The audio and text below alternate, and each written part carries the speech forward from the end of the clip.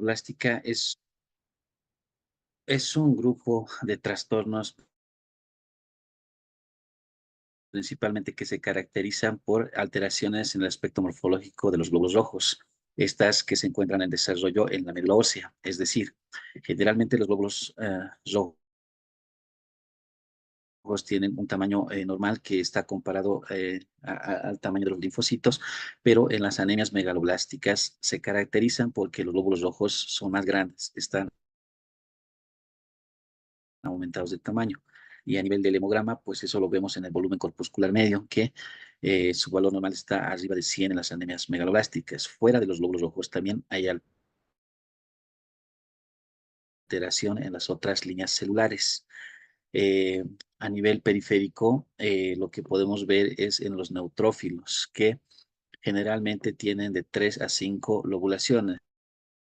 En este caso y en esta imagen solo tienen 4, pero en una anemia megaloblástica tienen más de 5 lobulaciones, por eso es que se llaman neutrófilos hipersegmentados. En este caso tienen 8. Eso es lo que vemos generalmente cuando les realizamos un frotis de sangre periférico a los pacientes que tienen esta entidad.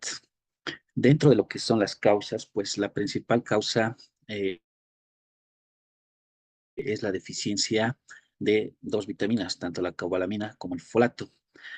A veces, en un grupo pequeño de pacientes, las causas están en relación a anomalías genéticas o adquiridas que van a alterar el metabolismo de estas dos vitaminas en nuestro cuerpo. Dentro de las otras causas, pues también se ha visto relacionado con el tratamiento con algunos fármacos antifolatos, por ejemplo, el metotrexate. Esto en pacientes principalmente con artritis reumatoide que reciben esto y algunos pacientes que reciben quimioterapia con metotrexate a dosis altas, ¿no? Y así sean neoplasias hematológicas o neoplasias sólidas, ¿no? También se ha visto las otras causas de anemia megaloblástica, en algunos casos de leucemia mieloide aguda y generalmente en el síndrome mielodisplásico.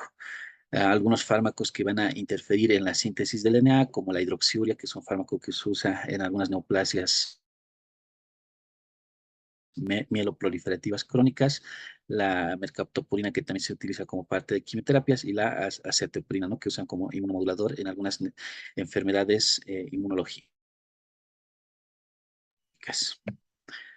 Existen diferentes formas químicas de la cobalamina, pero todas tienen algo en común, un átomo de cobalto a nivel central que va a estar recubierta con un anillo de cosina, y esta vitamina generalmente se va a encontrar en las mitocondrias. La única fuente para nosotros está en los alimentos de origen animal, como la carne, pescado y algunos productos lácteos, pero también se ha tratado de investigar en la parte vegetal y no se ha podido encontrar esta vitamina en este tipo de alimentos. Las verduras, frutas y otros alimentos de origen animal carecen de la cobalamina. Por eso es muy importante en aquellos pacientes que deciden tener una dieta vegetariana, pues es muy importante que estos, al tomar esta decisión, pues también estén acompañados de un buen nutricionista para que en un futuro no desarrollen estas deficiencias.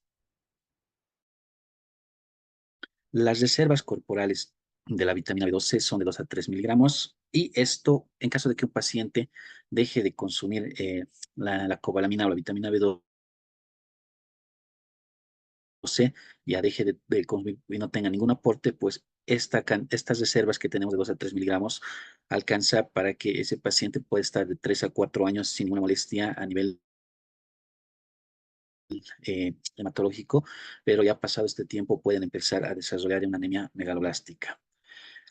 Existen dos tipos de mecanismos de absorción de esta vitamina, una forma pasiva y una forma activa. La forma pasiva ocurre a nivel de la mucosa bucal, duodenal e ileal, y estas permiten absorber menos del 1% de una dosis oral. En cambio, la forma activa, que es el mecanismo fisiológico, se lleva a cabo a través del ilion. Y esto, pese a que pueda ingerirse una dosis pequeña de este de la alimentación, pues la absorción a este nivel es casi del 100%, ¿no? Y esto está regulado generalmente a nivel gástrico por el factor intrínseco gástrico. En el plasma vamos a encontrar dos proteínas principales que van a transportar la cobalamina. Y esta vitamina se va unimolécula a molécula, ¿no? Esta proteína se llama aptocosina, pero es conocida como TC1. Existen dos en realidad, la TC1 y la TC2, ¿no? El folato o el ácido fólico o el ácido glutámico es una sustancia amarilla, cristalina e hidrosoluble. Es el compuesto original de una gran familia de compuestos naturales del folato, ¿no? Es el otro componente que analizamos en las anemias megaloblásticas, el ácido fólico. Esta generalmente se encuentra en el hígado, en espinacas, en otros vegetales, que incluso se encuentra más de 100 microgramos por cada 100 gramos. El hígado es el órgano que contiene la mayor reserva de este folato y las necesidades diarias del folato en el adulto son cercanas a 100 microgramos, de manera que esta reserva solo nos alcanza para 3 o 4 meses en aquellos pacientes que deciden cortar Se el escucha aporte de esta entrecortado. vitamina.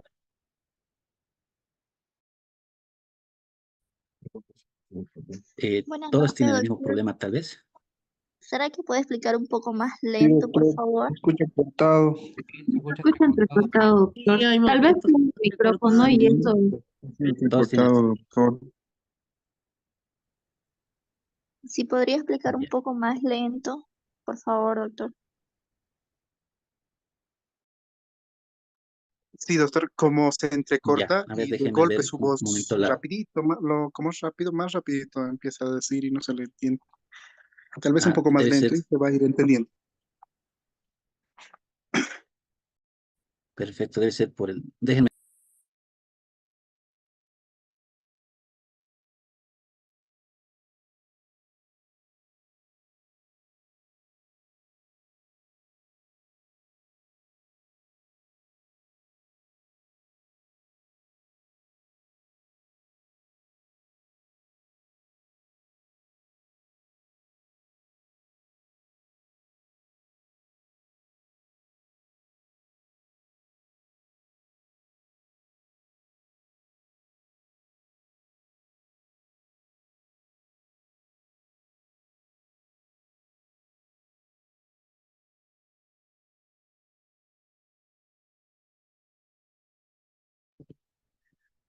Hola, hola.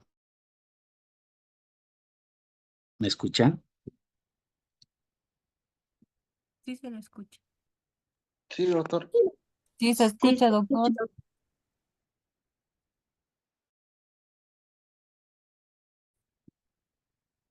Ya no se escucha entrecortado, tal vez. ¿Se escucha normal? Se escucha normal, Sí doctor. se escucha normal, doctor. si podría Perfecto. explicar un Entonces poco vamos a más continuar. lento, doctor. Entonces, como.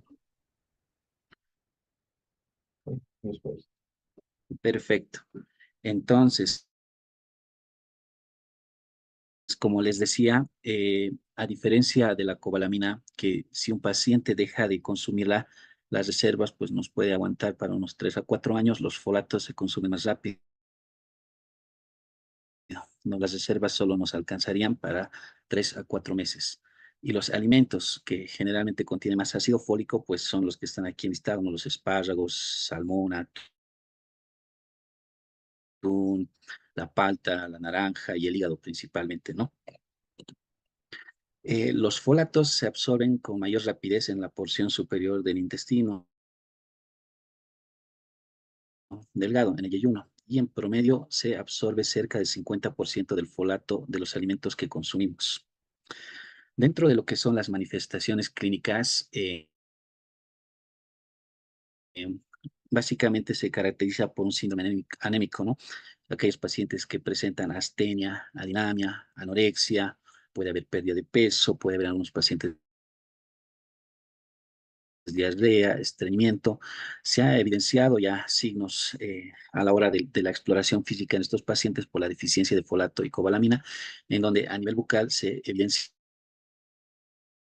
glossitis o lo que llamamos la lengua geográfica o lengua de papilada, que eso ya nos sugiere una probable deficiencia de estas dos vitaminas. Quilosis comisural, en algunos pacientes se ha visto febrícula cuando tiene una anemia ya muy grave, muy marcada, ¿no? También se ha visto que hay muchas manifestaciones neurológicas, principalmente por la deficiencia de la vitamina B12, ya que esta es muy importante para la mielinización del sistema nervioso central y su deficiencia lo que nos va a causar es una neuropatía periférica bilateral. Se ha visto que puede haber trastornos como atrofia del nervio óptico, síntomas cerebrales como la demencia, depresión, manifestaciones psicóticas y algunas deficiencias cognitivas. En este tipo de pacientes también presentan parestesias, debilidad muscular o dificultad para caminar, trastornos psicóticos o una visión defectuosa. Se ha visto que en estos pacientes el signo de Zomber y el Edermit son positivos. Recordemos que el signo de Zomber es cuando al paciente se le pide que esté de pie y que junte los pies para ver, y que cierre los ojos para ver el equilibrio principalmente. Y hablamos de Zomber positivo cuando estos pacientes hacen un desvío hacia el lado izquierdo o derecho o hacia adelante y atrás, ¿no?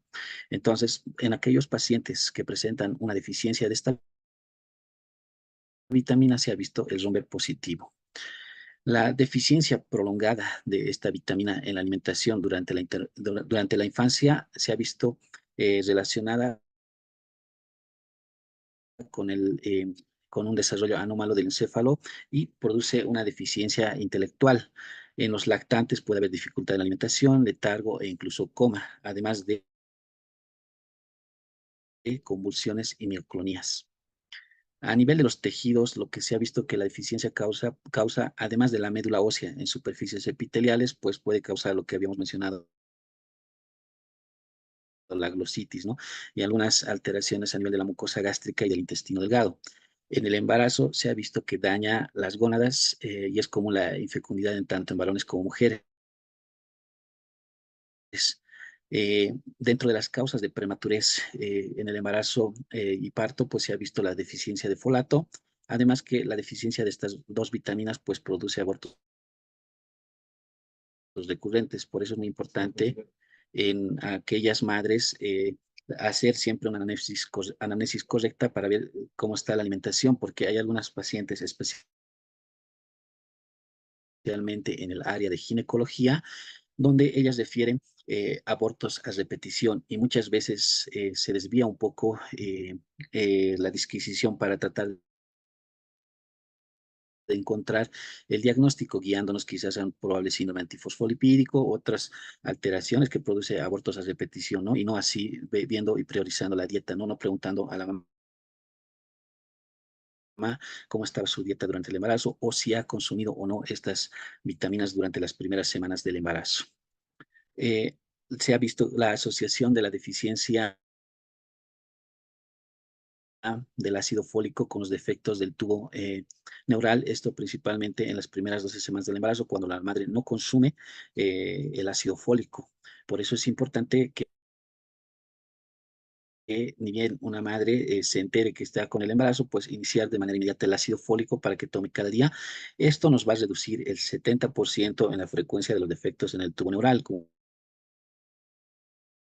por ejemplo una anencefala, una mielomeningocele, una encefalocele o la presencia de una espina bífida que puede ser abierta o cubierta en el feto, ¿no? A nivel cardiovascular también se ha visto alguna alteración por el no consumo de esta vitamina. Se ha visto relacionado a algunas vasculopatías, alguna cardiopatía isquémica, enfermedades vasculares cerebrales o embolias pulmonares que generalmente se presentan en la adolescencia o al inicio de la vida adulta. Esto por un déficit nutricional durante la niñez, ¿no? Algunos estudios que se han relacionado con el consumo del ácido fólico como profilaxis durante el embarazo, pues se ha visto datos interesantes en donde aquellos pacientes que tienen cierta predisposición genética por agarrar una neoplasia hematológica, por ejemplo, una leucemia linfoblástica aguda, pues se ha visto que se pueda reducir la frecuencia de presentación de estos pacientes pacientes. Recordemos que este tipo de patologías no tiene una causa directa de por qué desarrollan este tipo de patologías oncológicas, pero en aquellos pacientes que sí se les ha realizado un perfil genético y sí ha visto predisposición por alteración de algún gen que en algún momento estos pacientes puedan desarrollar este tipo de patologías, pues el ácido fólico de manera profiláctica pues nos ayuda a evitar que se presente este tipo de patologías, ¿no? Además de que se ha visto no solo con patologías oncológicas hematológicas, sino con tumores sólidos, por ejemplo, un adenoma de colon. Estos estudios también apoyan el uso del ácido fólico profiláctico para que no se pueda desarrollar en el futuro. Dentro de lo que son los datos hematológicos y lo que nosotros generalmente encontramos en este tipo de pacientes, hay alteraciones a nivel de la morfología, principalmente lo vemos en el frotis de sangre periférica.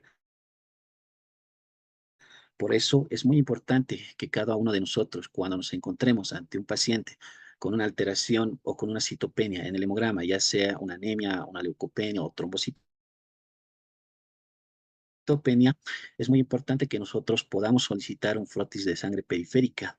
Mejor si la puede hacer algún personal experimentado para que pueda describirnos adecuadamente lo que se está observando, ya que la morfología o los datos que nos puedan brindar este estudio, pues nos va a orientar hacia un mejor diagnóstico a la hora de afrontar a un paciente.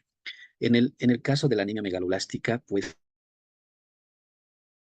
en el frotis de sangre periférica lo que principalmente vemos es la presencia de macrocitosis, es lo que les comentaba al principio, ¿no?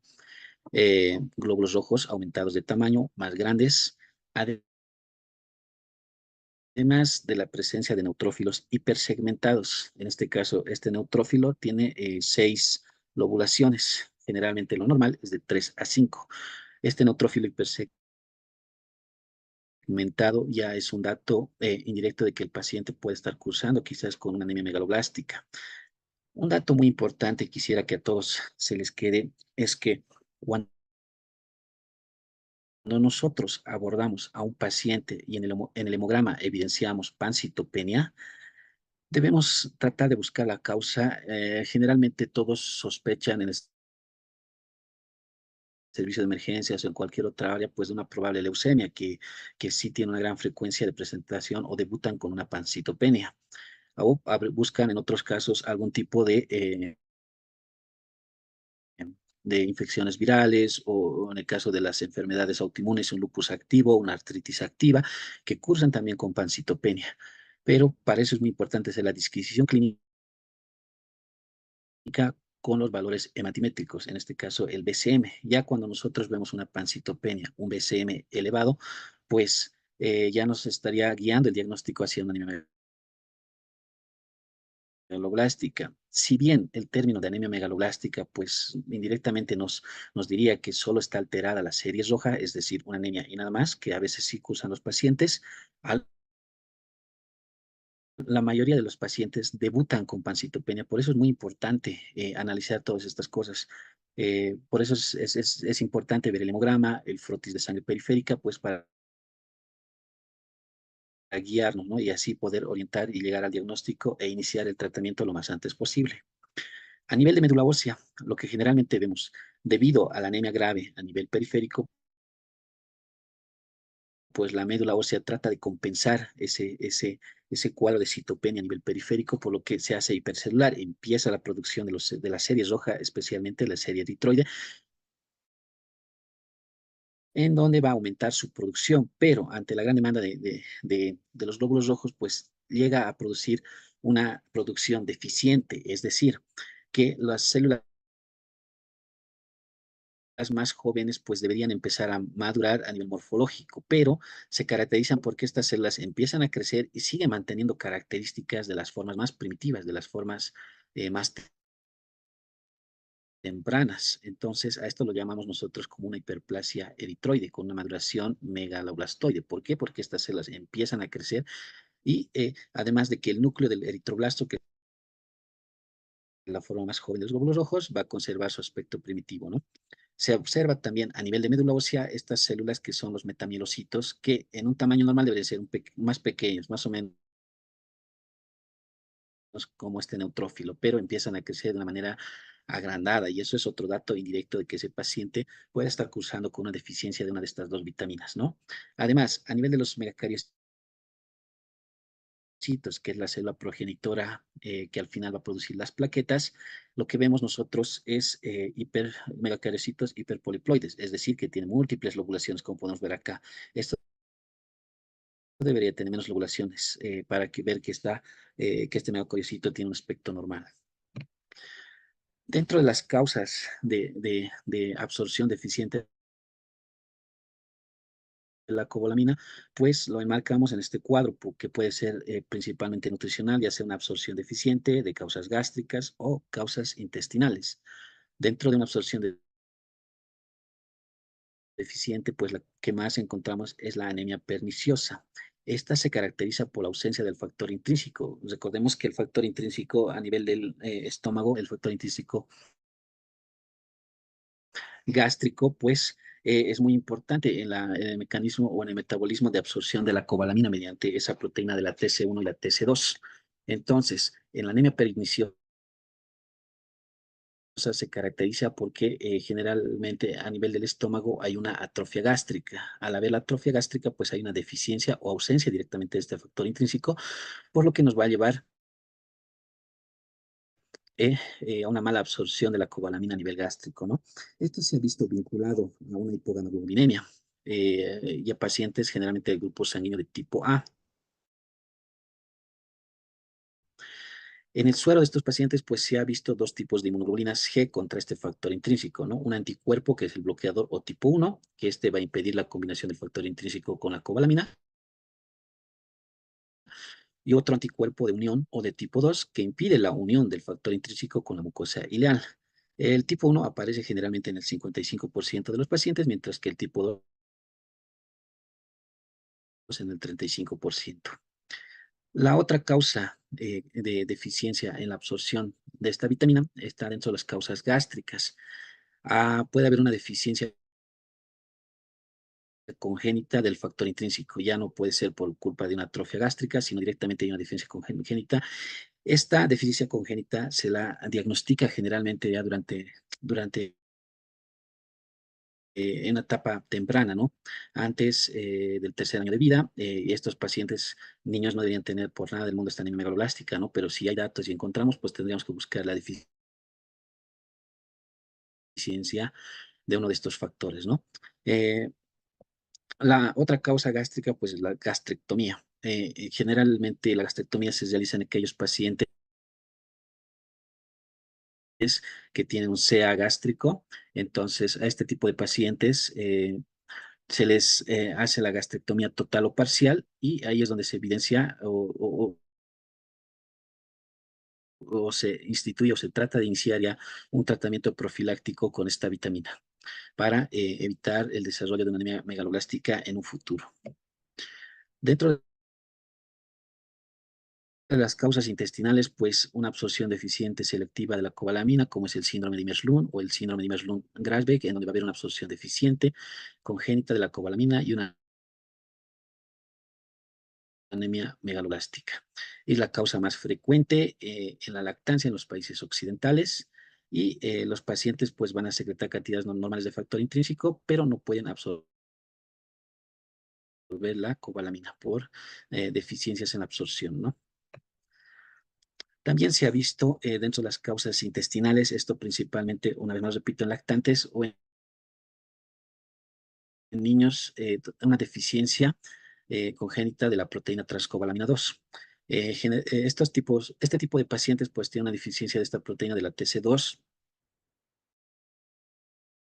y pueden manifestar ya datos de anemia megaloblástica a las pocas semanas de nacimiento, ¿no? Hay que instaurar un tratamiento lo más antes posible con la cobalamina y el ácido fólico para que el paciente no sufra una lesión neurológica. Dentro de las otras causas que producen una anemia megaloblástica, también se ha visto que pacientes que tienen la infección por el VIH, las concentraciones séricas de la cobalamina pues tienden a descender, pero rara vez llegan a producir un cuadro de anemia megaloblástica como tal. Por eso en estos pacientes también es importante la profilaxis con estas dos vitaminas, ¿no? Dentro de las causas de deficiencias del folato, siempre empezamos con la parte nutricional. Esto se produce generalmente en cuadros como el cauciocor y el escorbuto, en donde los lactantes con infecciones hepáticas, esto se produce por una alimentación inadecuada. En algunos países, pues algunas mamás al no evidenciar una lactancia materna, pues tienden a alimentarlos con cualquier leche y especialmente con la leche de cabras, donde se ha visto este tipo de alteraciones. La otra causa de deficiencia de folato es cuando hay una pérdida excesiva de este en el cuerpo, especialmente en el embarazo, en donde las necesidades del folato pues aumentan de 200 a 300 hasta cerca de 400 microgramos día durante el embarazo normal, en parte pues por la transferencia de esta vitamina al feto por parte de la madre, ¿no? La prematurez, pues, también es otra causa de deficiencia de folato, donde se ha visto que los niños prematuros, pues, tienen un mayor consumo o consumen de manera más rápida este folato, y esto se ha visto más en aquellos lactantes que tienen un peso de menos de 1.500 gramos al nacer. Para hacer un correcto pues, diagnóstico de esta patología, fuera de todo lo que se ha mencionado a nivel del hemograma, a nivel del frotis de sangre periférico, pues es necesario pedir las determinaciones séricas tanto de la cobalamina como del ácido fólico. La cobalamina pues sérica se mide mediante una técnica que se llama ELISA. Las concentraciones normales fluctúan entre 110 a 148 a 738 a 1000 picomoles litros, ¿no? En estos pacientes con anemia megaloblástica por deficiencia de cobalamina, la concentración sérica pues, puede ser menor a 74 picomoles litros, ¿no?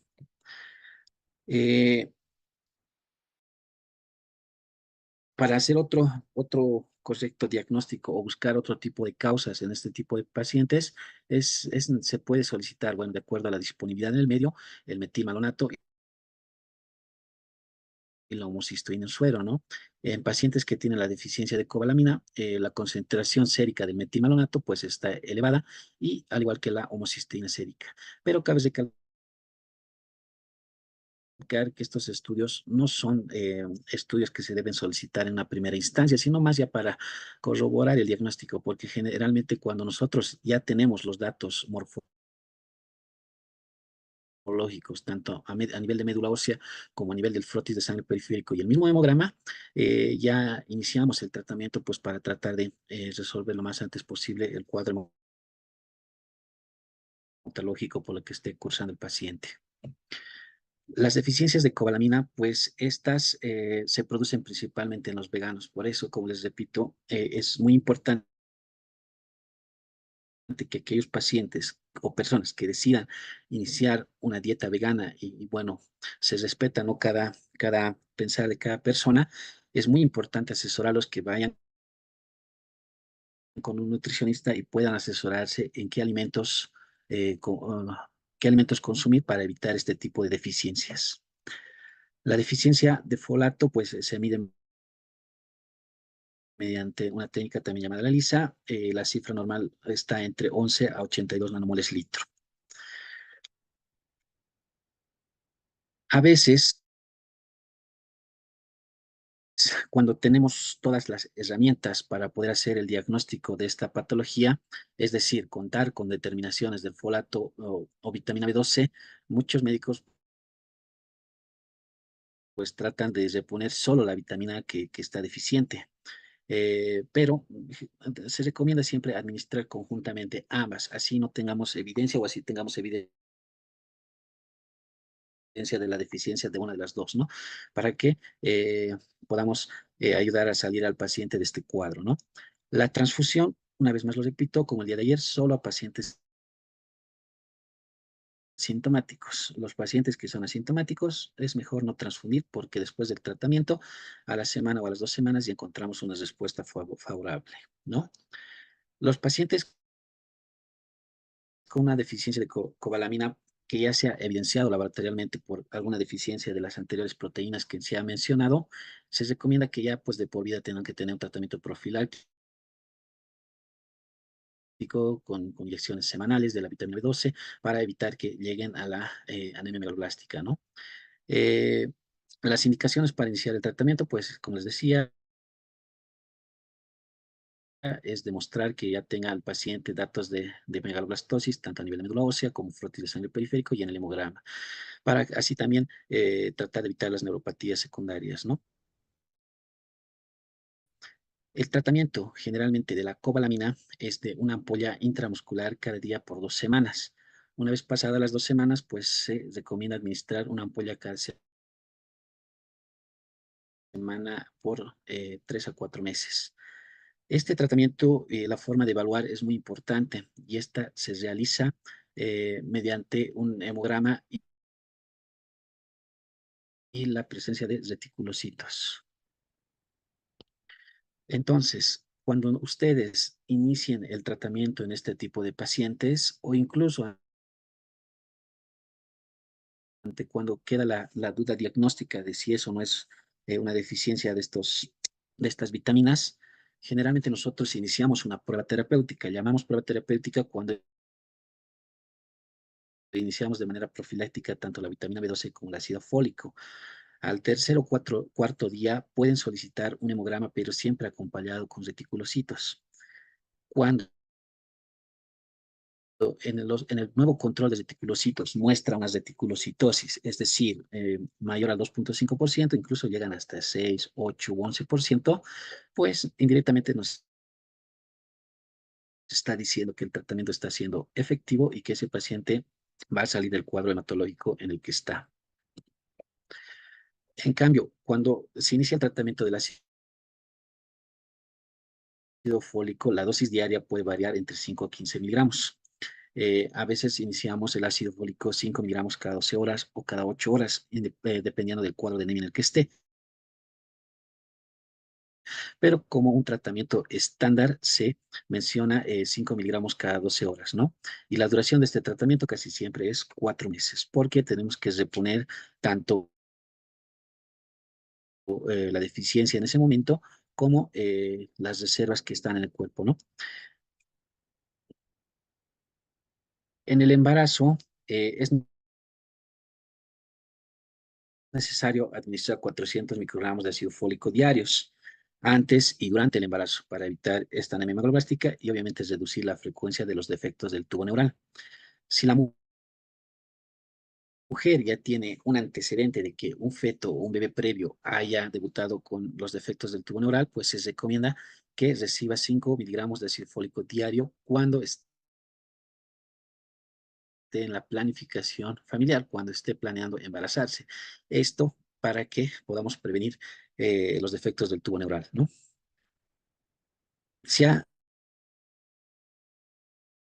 También en los pacientes que son prematuros, pues de manera profiláctica es necesario administrar ácido fólico 1 miligramo cada día a aquellos pacientes o aquellos bebés que nacen con menos de 1.500 gramos al nacer. La Organización Mundial de la Salud también recomienda que fuera de administrar los folatos, pues también indica que podría añadirse un tratamiento con sulfato ferroso, pero esto generalmente se recomienda cuando se demuestra la ferropenia, ya como se ha explicado el día de ayer con los estudios de cinética de hierro, en donde se evidencia la ferropenia como tal. Si no se evidencia, pues es mejor solo dar el tratamiento con ácido fólico y vitamina B12. Muy bien, entonces vamos a dejar las preguntas para el final. Vamos a pasar con el otro cuadro de anemias que es muy importante por la frecuencia en la que se presenta, que son las anemias hemolíticas, ¿no? En un principio, en las anemias habíamos hablado que estas se producen por 3 causas principalmente.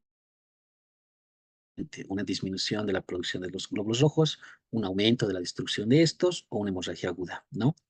Entonces, la anemia siempre va a ser el resultado de un consumo excesivo de los eritrocitos, ya sea por deficiencia en la producción, ya sea por una destrucción de los mismos, y a nivel de médula ósea lo que generalmente encontramos pues es un suministro normal, ¿no? O en algunos casos una hiperplasia eritroide, esto porque el cuerpo de alguna manera está tratando de compensar pues la anemia que está presente en el paciente. Las anemias hemolíticas pueden ser tanto hereditarias como adquiridas.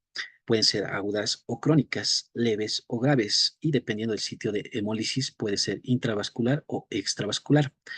Respecto al mecanismo de hemólisis, pues pueden ser secundarias a causas intracorpusculares o extracorpusculares, ¿no? Generalmente la más común, pues, es la anemia hemolítica de causa inmune, en donde por autoanticuerpos que afectan la membrana del glóbulo rojo, pues empiezan a la destrucción y posteriormente a la lisis de los glóbulos rojos. Dentro de la clasificación, como les mencionaba, pues hay causas hereditarias y causas adquiridas. Ambas tienen tanto defectos intracorpusculares como factores extracorpusculares. Dentro de los defectos intracorpusculares, en las hereditarias están las hemoglobinopatías, las enfermedades enzimáticas y los defectos de membrana y citoesqueleto. Dentro de las adquiridas, pues está la hemoglobinuria paroxística nocturna. Dentro de las causas con factores extracorpusculares está el síndrome hemolítico urémico familiar, y dentro de las adquiridas está la destrucción mecánica en una microangiopática, es decir, en la púrpura trombocitopénica trombótica, por sustancias tóxicas, por fármacos de causa infecciosa y las autoinmunitarias. Dentro de las manifestaciones clínicas en general de una anemia hemolítica, el principal signo es la ictericia, que puede estar acompañado por una esplenomegalia, esto debido a la gran destrucción de los glóbulos rojos a nivel del vaso. Además puede haber una decoloración de la orina, el vaso aumenta de tamaño, como les decía, a causa de la hemólisis. Puede haber también una hepatomegalia. Por eso es que una triada de la anemia hemolítica pues siempre va a ser la ictericia, la esplenomegalia y la anemia, ¿no? Para sospechar en este tipo de pacientes. Es muy importante hacer el examen físico porque algunos pacientes, estando internados, ya sea por un factor intrínseco o extrínseco, pues llegan a desarrollar anemia hemolítica, y el único dato que podemos ver a la hora del examen físico pues es la ictericia, y ahí es donde deberíamos pedir un hemograma urgente para evidenciar si es que no está bien algún dato de lisis, ¿no? O de hemólisis. Los datos del laboratorio son muy importantes para poder hacer el diagnóstico correcto de una anemia hemolítica. Esto generalmente tomamos varios datos a nivel de laboratorio. Ya a nivel físico, pues habíamos mencionado que está la ictericia, la palidez, la esplenomegalia. Lo que yo quisiera que se queden ustedes es con 4 datos laboratoriales que debemos pedir sí o sí ante una sospecha de una anemia hemolítica. El primero, un hemograma, en donde vamos a ver obviamente la presencia de la anemia. El BCM o los valores hematométricos están entre normal aumentados, generalmente normal.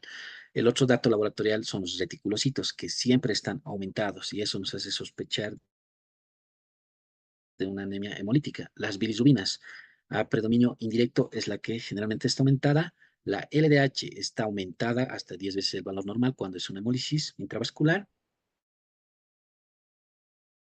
Y el otro dato laboratorial es la aptoglobina, que va a estar reducida, pero en nuestro medio muy pocos laboratorios hacen la determinación sérica de la aptoglobina. Entonces, lo que tenemos a nuestro alcance es un hemograma, los reticulocitos, las bilirrubinas y la LDH. Con todo esto, pues ya podríamos pensar si el paciente está cursando con una anemia hemolítica. Las anemias hemolíticas hereditarias se caracterizan por algo en común, que son los defectos a nivel de la membrana del glóbulo rojo, la membrana del eritrocito. Hay anomalías en el complejo membrana del citoesqueleto. Este complejo membrana del citoesqueleto pues tiene 3 funciones principales. 1 es la envoltura del citoplasma de los glóbulos rojos. 2, va a mantener la forma discoide que tiene los glóbulos rojos, y 3, pues va a proporcionar el transporte de los electrolitos y la glucosa a través de la membrana, ¿no? Con las diferentes proteínas que se encuentran en el citoesqueleto. La mayoría de las enfermedades o las anemias hemolíticas hereditarias pues son defectos en esta membrana. Se van a caracterizar, las más principales son la esferocitosis hereditaria, la eliptocitosis hereditaria hereditaria, o en algunos casos más raros las estanocitosis, ¿no? Este tipo de patologías generalmente a nivel adulto pues ya llegan con el diagnóstico. Es muy raro, casi imposible diagnosticar a un adulto, a menos que nunca haya ido al médico, ¿no? Con este tipo de enfermedades. Generalmente se los diagnostica en la edad pediátrica porque ya debutan con una anemia hemolítica, por lo que se les hace los exámenes complementarios y pues puedan llegar a un diagnóstico de esferocitosis hereditaria, que es la más común. Básicamente, del grupo de las enfermedades o de las anemias hemolíticas hereditarias, pues lo podemos separar en dos grandes grupos: defectos de la membrana y las enzimopatías. En los defectos de membrana, la más representativa es la esferocitosis hereditaria, en donde va a haber alteración de una proteína que es la espectrina, que se encuentra en el citoesqueleto de la membrana de glóbulos rojo. Se caracteriza por un volumen corpuscular bajo o puede estar normal. Va a haber hemólisis, puede haber crisis aplásticas, es decir, que puede haber una anemia severa, hemolíticas o a veces megaloblásticas. El tratamiento generalmente es ácido fólico y en casos muy severos, en cuanto no se puede controlar, pues siempre está la opción terapéutica de la esplenectomía. En cambio, en las enzimopatías generalmente es por deficiencia de las enzimas que ayudan en el metabolismo de la hemoglobina, ¿no? Que es el déficit de glucosa 6-fosfato deshidrogenasa, esta que está ligada generalmente al cromosoma X, esto por la vía de las hexosas monofosfato, se caracteriza por una crisis hemolítica por agentes oxidativos y es una hemólisis intravascular. Para el tratamiento, pues hay que evitar desencadenantes, el ácido fólico, y en estos pacientes generalmente la esplenotomía poco o nada nos ayuda para tratar este tipo de pacientes. Y el otro grupo de las enzimopatías está pues el déficit de piruvato quinasa, que se caracteriza por ser una herencia, o sea, hereditario autosómico recesivo, ¿no? Y afecta en la vía glucolítica. Dentro de lo que son el otro grupo de anemias hemolíticas adquiridas, pues está la destrucción mecánica de los eritrocitos, que es la hemoglobina de la marcha, o anemia hemolítica microangiopática por causa infecciosa, en donde se ha visto más relacionado al paludismo, a la malaria o infecciones por Escherichia coli o Clostridium perfringens, en donde estos pacientes, al tener una infección por estas bacterias y parásitos, pues pueden llegar a desarrollar una anemia hemolítica adquirida, ¿no? Y el otro gran grupo, pues son las anemias hemolíticas inmunitarias o autoinmunes. Acá básicamente la dividen en dos causas: idiopática, y que un verdadero autoanticuerpo está dirigido en contra del antígeno de la membrana del citoesqueleto del eritrocito. Esto generalmente en algunas enfermedades autoinmunes se ha visto más relacionado. Se ha visto otro tipo, o dentro de las causas de las anemias hemolíticas adquiridas, la transfusión de sangre incompatible. Esto generalmente tiene un inicio súbito, es siempre por la incompatibilidad ABO, y esto se confirma cuando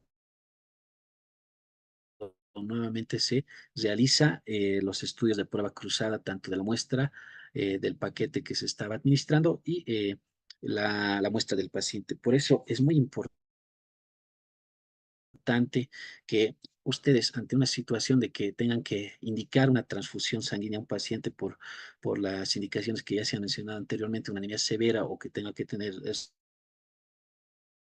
en riesgo de vida, el paciente, pues es muy importante solicitar las pruebas transfusionales, ¿no? Lamentablemente, muchos centros privados en nuestro medio no cuentan con una unidad transfusional. Lo que se ha podido evidenciar en estos últimos años es que cuando el paciente necesita el paquete globular, solicitan al familiar que vaya a conseguir. El familiar va al banco de sangre, consigue el paquete y el paquete va directo al paciente. No se hace ninguna prueba pretransfusional.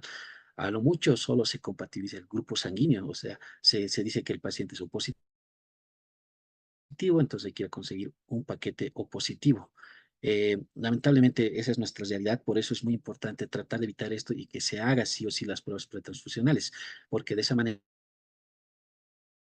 pues podemos garantizar una transfusión segura a nuestros pacientes, ¿no? El otro grupo, pues, están las hemoglobinurias paroxísticas nocturnas, que lo vamos a hablar más adelante.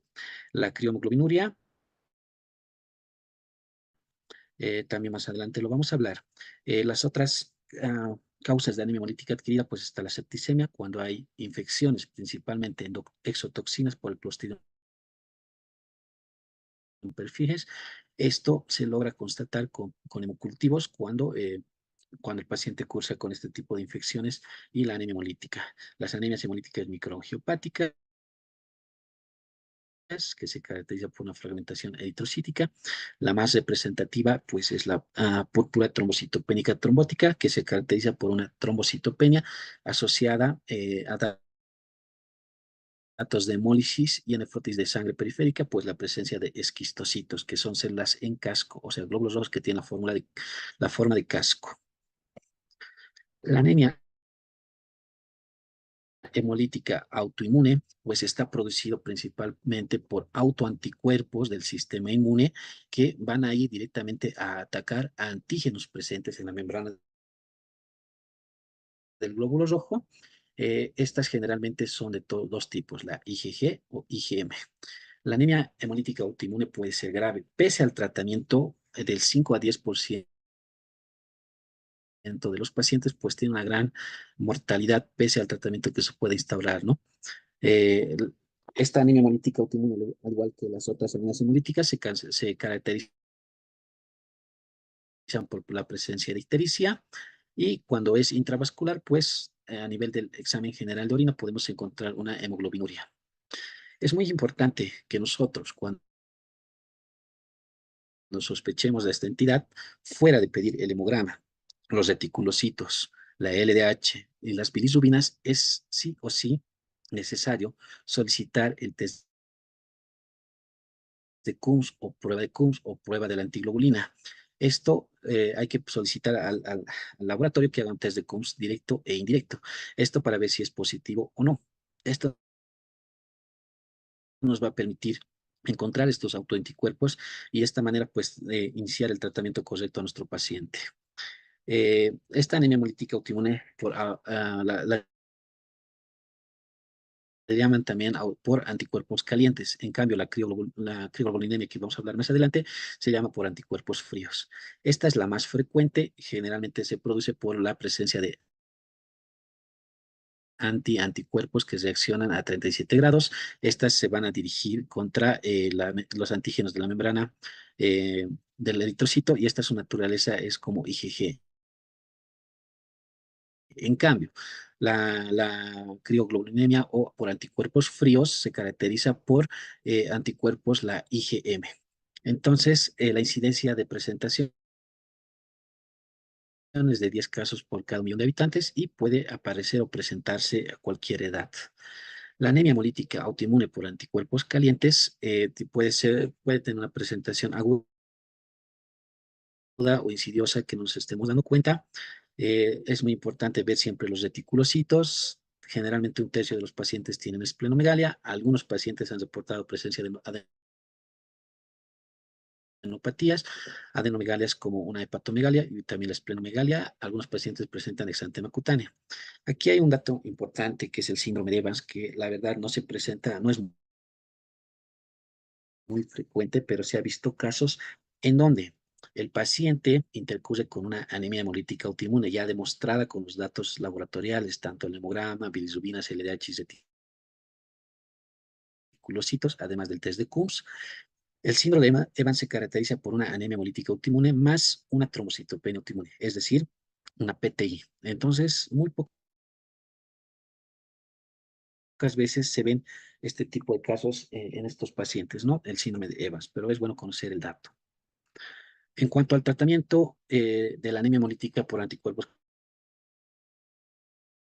calientes o anemia hemolítica autoinmune, como tratamiento de primera línea, siempre es necesario usar con los corticoides. Ese es nuestro principal tratamiento. En aquellos pacientes que ya hemos diagnosticado con todos los datos laboratoriales la anemia hemolítica autoinmune, es necesario iniciar con corticoides a dosis altas. Si bien nos sugiere la literatura iniciar con una prednisona a dosis de 1 mg kilogramo peso por día, nosotros para hacer un manejo adecuado y que el paciente pues pueda controlar el fenómeno autoinmune que está pasando en su cuerpo, iniciamos corticoides a dosis altas. Se da dexametasona a una dosis de 40 miligramos cada día por 4 días. Pero esto que quisiera, por favor, que solo reserven para tratamientos específicos cuando tengan todos los datos laboratoriales, porque se ha visto, lamentablemente, en algunos colegas de otras especialidades que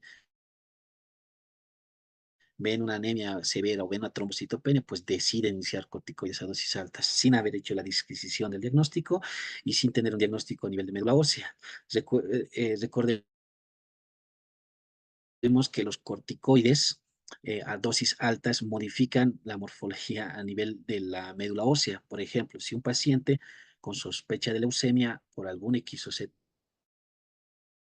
razón, algún médico le ha puesto corticoides, hay leucemias que son sensibles a los corticoides. A nivel de médula ósea se van a perder los blastos y nos enmascara la enfermedad y nos oculta la enfermedad.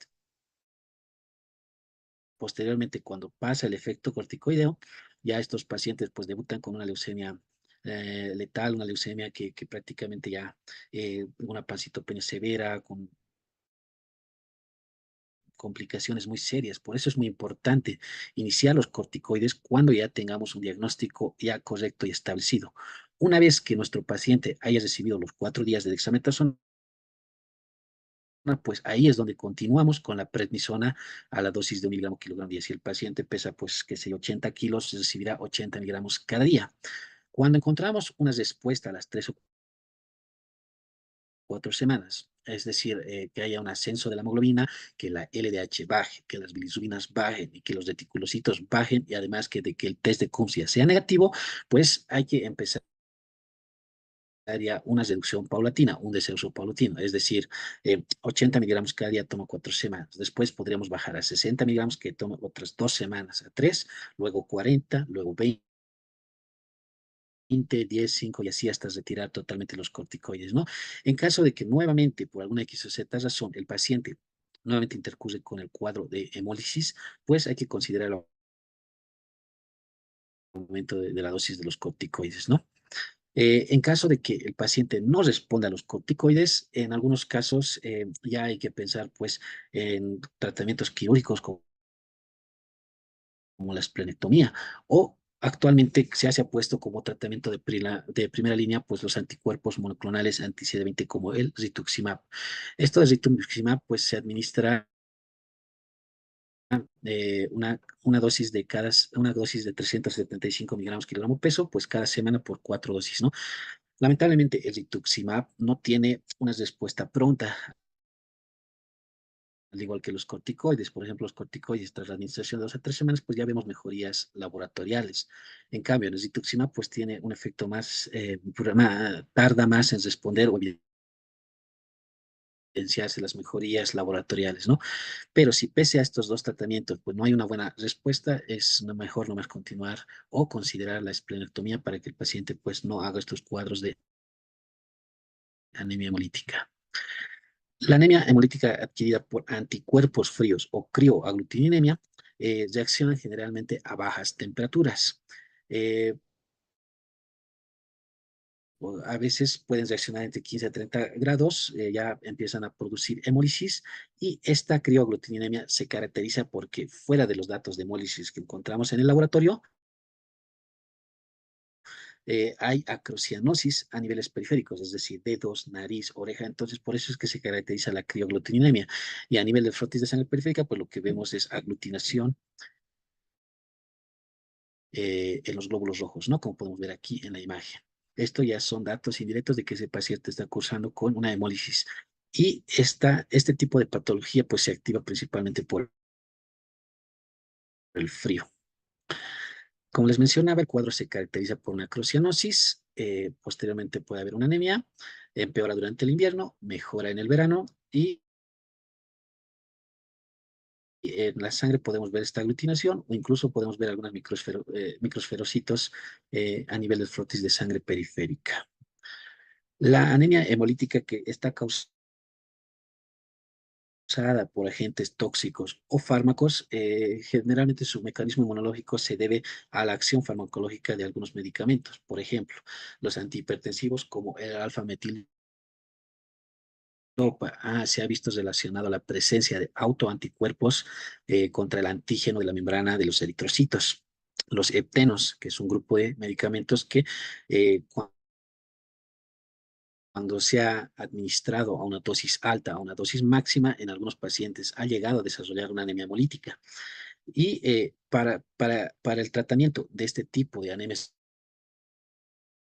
hemolíticas, donde se ha evidenciado todos los datos de hemólisis laboratorialmente, a excepción del test de Coombs, que puede ser negativo, el tratamiento no es más que retirar el medicamento que le están administrando. Es decir, si tenemos la duda, pues es mejor retirar todo lo que estamos recibiendo, administrar ácido fólico para que ayudar a la médula a recuperar y esperar de que el cuadro hemolítico pues vaya cediendo poco a poco, ¿no?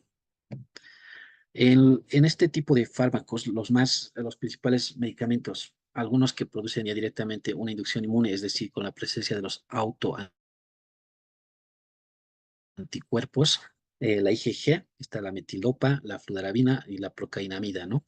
Dentro de los aptenos está la penicilina, la ceftriaxona, la cefotaxima. En este tipo de pacientes, pues es muy importante considerar la dosis, ¿no? Ya tenemos dosis estándar para cada medicamento, pero en algún tipo de patología, pues se quiere una dosis máxima para tratar de combatir el proceso infeccioso. O medicamentos que cuentan con un anticuerpo, pueden formar un inmunocomplejo a nivel del glóbulo rojo, ¿no? Estos como son las rifampicina, el carboplatino, oxaliplatino, el sulfametoxazol. Se ha visto principalmente con la rifampicina en el tratamiento antituberculoso. El famoso RAFA, ¿no? La reacción farmacológica, estos medicamentos antituberculosos, donde también llegan a causar anemias hemolíticas, ¿no? Y en estos pacientes se recomienda suspender el medicamento hasta que pase, ¿no? Y ver otras opciones de tratamiento. La hemoglobinuria paroxística nocturna, pues, forma parte de las anemias hemolíticas adquiridas de causa intracorpuscular. Está producida por los autoanticuerpos de la clase IgG. Se caracteriza también que las crioglutinemias por estar expuesto a temperaturas bajas, temperaturas frías, pero a diferencia de la otra, estas no tienen acrocianosis, tienen generalmente solo los datos de la anemia hemolítica. Esta se caracteriza por un complejo que se forma en el complemento 5 y 9. Se van a caracterizar porque el paciente ha sido expuesto al frío, va a tener fiebre, escalofríos, dolor lumbar, emisión de orinas oscuras y incluso a veces el paciente puede referir que tiene hematuria, ¿no? Estos síntomas generalmente ceden cuando el paciente ya no está expuesto al frío. Literalmente hay que calentarlos, este tipo de pacientes. En niños principalmente se puede ver por una infección vírica y o pocos minutos después de haberse expuesto al frío. Y cuando al cuadro de una hemoglobinuria paroxística se sobreañade un cuadro de trombosis en las venas hepáticas, puede ocasionar hepatomegalia aguda, ascitis, y esto es el síndrome clásico de Budd-Chiari, ¿no? Hasta hace 10 años, pues no había muchas opciones de tratamiento para este tipo de pacientes con una HPN, una hemoglobinuria paroxística nocturna. Básicamente, el mejor tratamiento para este tipo de pacientes, pues era el trasplante de médula ósea halogénico, ya que nos ofrecía un tratamiento para curar este tipo de enfermedades. Pero lamentablemente por el costo y por el acceso de los países, que muy pocos han ido desarrollando esta opción de tratamiento, pues no era muy factible para los pacientes. Ya posteriormente, con el avance de la medicina y la farmacología, pues en 2007 ya se ha introducido un anticuerpo monoclonal humanizado, que es el eculizumab. Este va directamente a atacar ese complejo que se forma entre el C5 y C9 para que de esta manera se evite el ataque a la membrana, ¿no? por parte del complemento. En este tipo de pacientes, bueno, y básicamente todos los que hemos visto de las anemias hemolíticas, es muy importante los suplementos del ácido fólico. También hay que medir el hierro para ver si a esto podemos asociar el medicamento con los preparados de hierro, ¿no? Bueno, eso es una breve charla de estas dos patologías que son frecuentes en nuestro medio, tanto las anemias megaloblásticas como las anemias hemolíticas, ¿no? No sé si tienen alguna pregunta.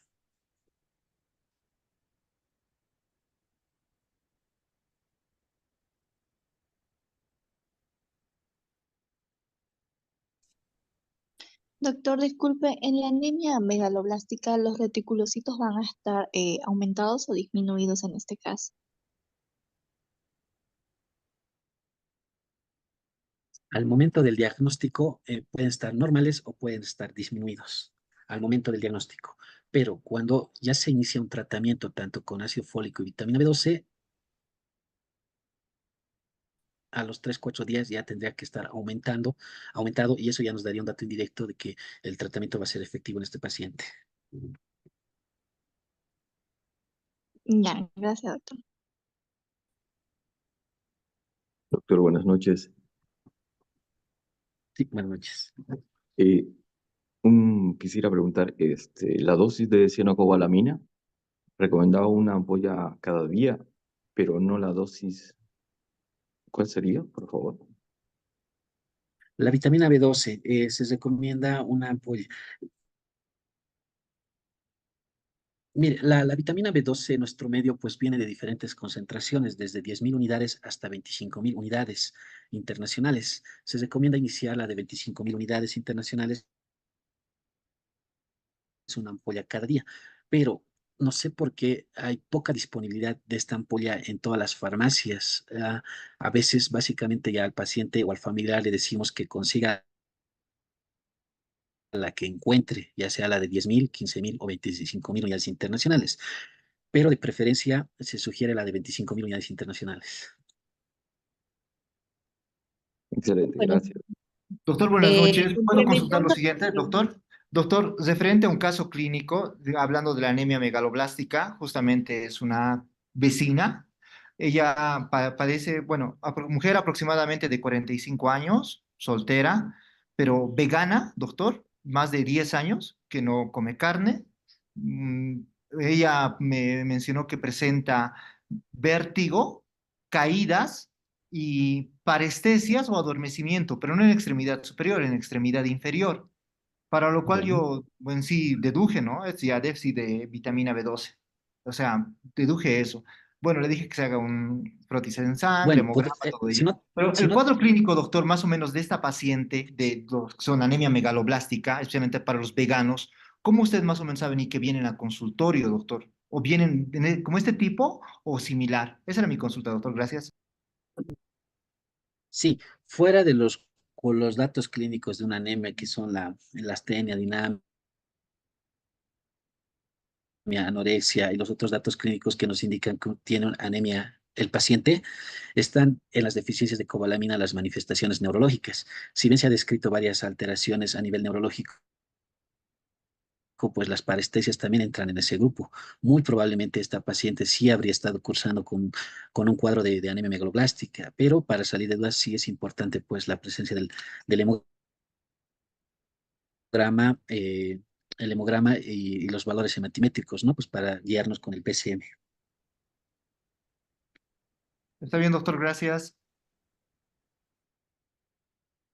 doctor, buenas noches. Disculpe, una pregunta. Una vez iniciado a la anemia megaloblástica, el tratamiento ya en la internación, ya tratamiento ambulatorio se le daría con complejos B Sí, o con la vitamina B12. Gracias. no. Si nuestro paciente ha estado internado, qué sé yo, por una pancitopenia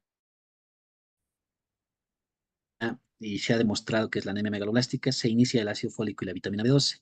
Si vemos que el paciente ya está en condiciones de alta, pues podríamos darle de alta, pero no hay que dejar la vitamina B12. Tiene que continuar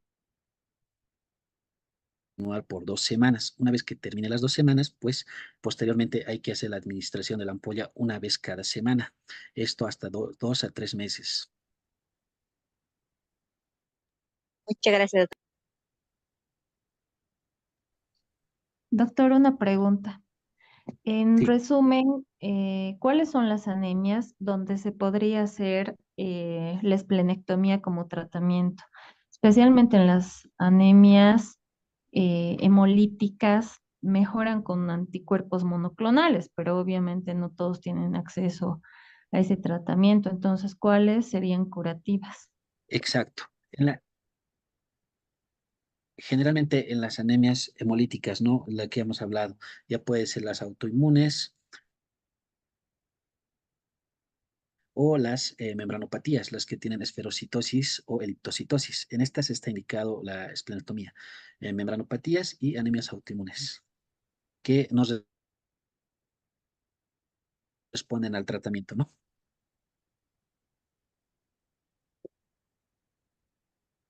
Bueno, entonces vamos a pasar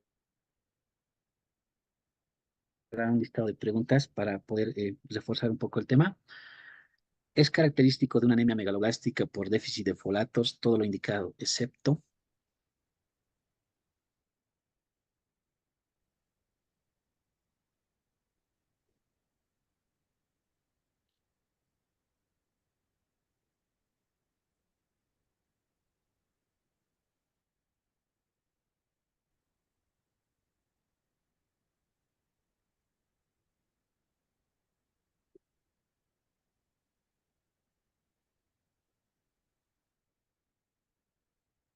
Exacto, la respuesta correcta es C. En la anemia megaloblástica, pues no hay elevación de la lactato deshidrogenasa.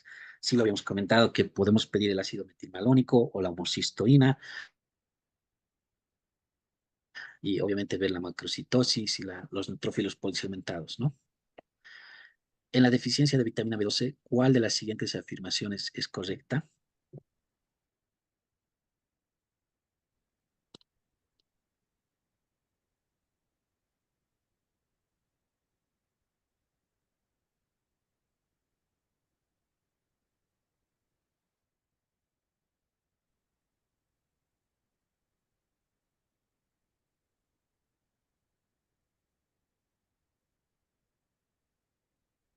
Exacto. Puede aparecer ataxia o signo de Rombe por afectación del cerebelo, ¿no? Por la deficiencia de la cobalamina. Porque recordemos que la deficiencia de vitamina B12, pues no se instaura, su anemia no es de manera rápida, más bien es lenta por los depósitos que tenemos, ¿no? De los ácidos fólicos de 3 a 4 meses y de la cobalamina de 3 a 4 años recién aparecerían los síntomas. Los síntomas neurológicos siempre tendrían que estar relacionados con la anemia. No, si aparecen sin anemia, pues ya será otra patología, pero no relacionada a la causa hematológica. Los reticulocitos no están elevados, están normales o bajos incluso.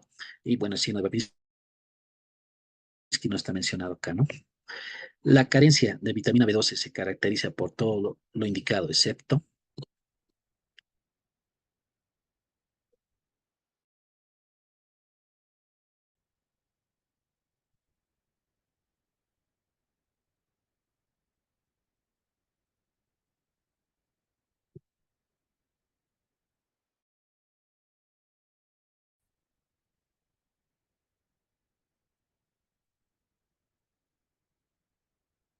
La A, la carencia de la vitamina B12 se va a caracterizar por todo lo indicado, excepto no ocurre en el 10 a 15% de la población de edad avanzada, es decir, no es que se va a presentar sí o sí en este tipo de población, ¿no? Puede ser un poco menos o puede ser un poco más, dependiendo de la deficiencia de este tipo de pacientes en la parte nutricional. Las causas de anemia megaloblástica son.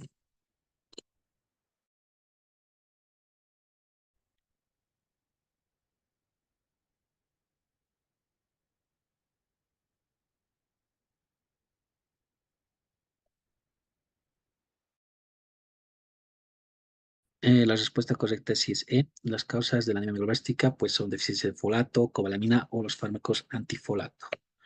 La cobalamina es la vitamina que se encuentra en todos los siguientes alimentos, excepto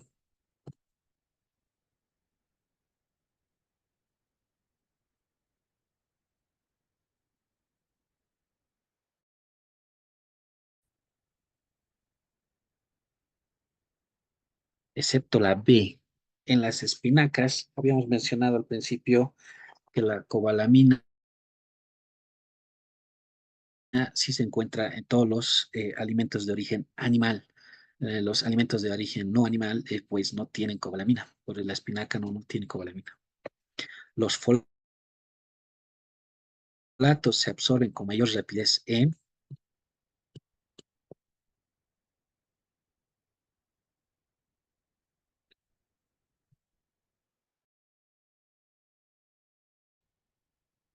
exacto, la respuesta correcta es E, en la porción superior del intestino delgado. Dentro de las manifestaciones neurológicas por déficit de vitamina B12 tenemos las siguientes, excepto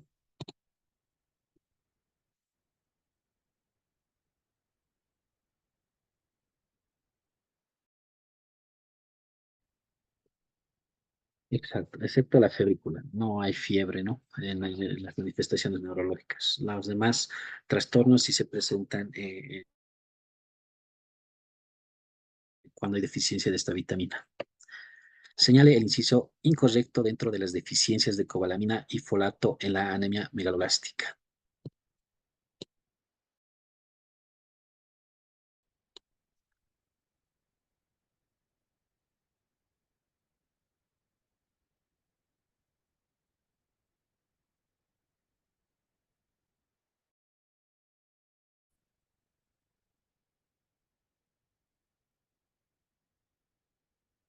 Señale el inciso correcto de las deficiencias de cobalamina y folato. Los niños con concentración sérica elevada de folato sufren vasculopatías, dice. No, es cuando los niños tienen una concentración sérica baja, disminuida, no elevada. Si tuvieran elevada, pues no tendrían tendencia a estas enfermedades cardiovasculares, ¿no? La deficiencia alimenticia de folato es muy común y la encontramos en todos los siguientes, excepto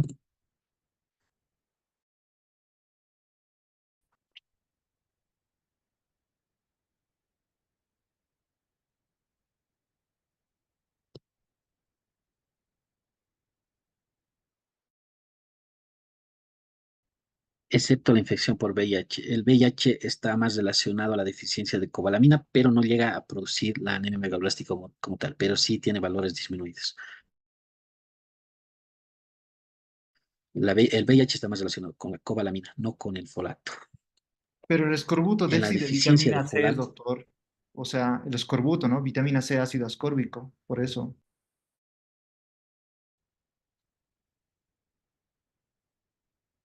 claro, es déficit de la vitamina C, ¿no? Pero en este tipo de pacientes más lo atribuyen al déficit nutricional. Pero sí está más relacionado con la cobalamina con la infección por VIH. En la deficiencia de folato, la duración del tratamiento con ácido fólico por vía oral es casi siempre de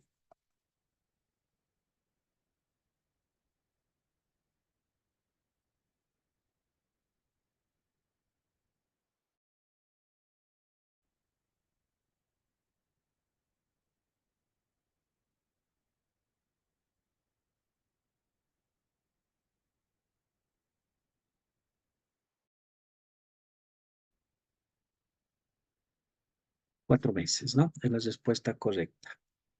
Señale el inciso correcto.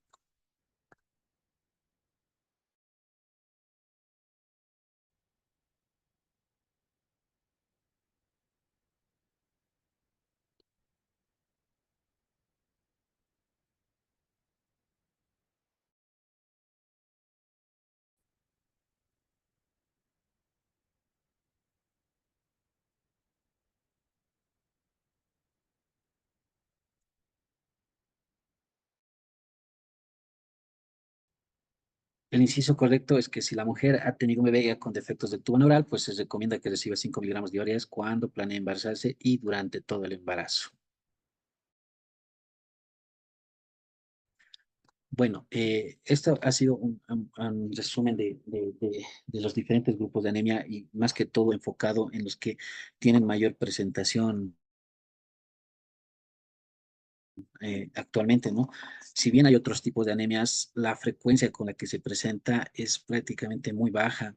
De hecho, no las vemos mucho en la práctica diaria.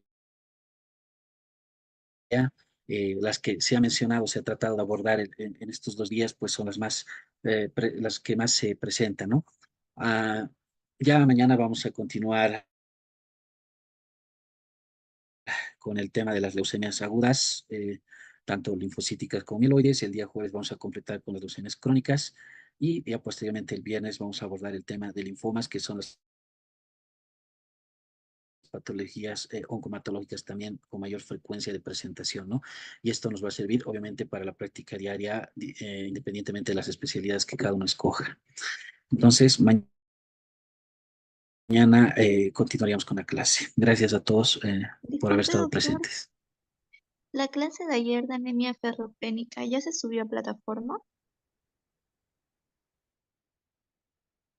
No sabría decir, te voy a consultar con el doctor encargado y le voy a indicar que les comunique, por favor.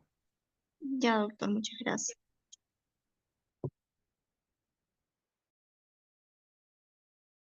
Listo. Entonces, gracias a todos. Gracias, doctor. Buenas noches.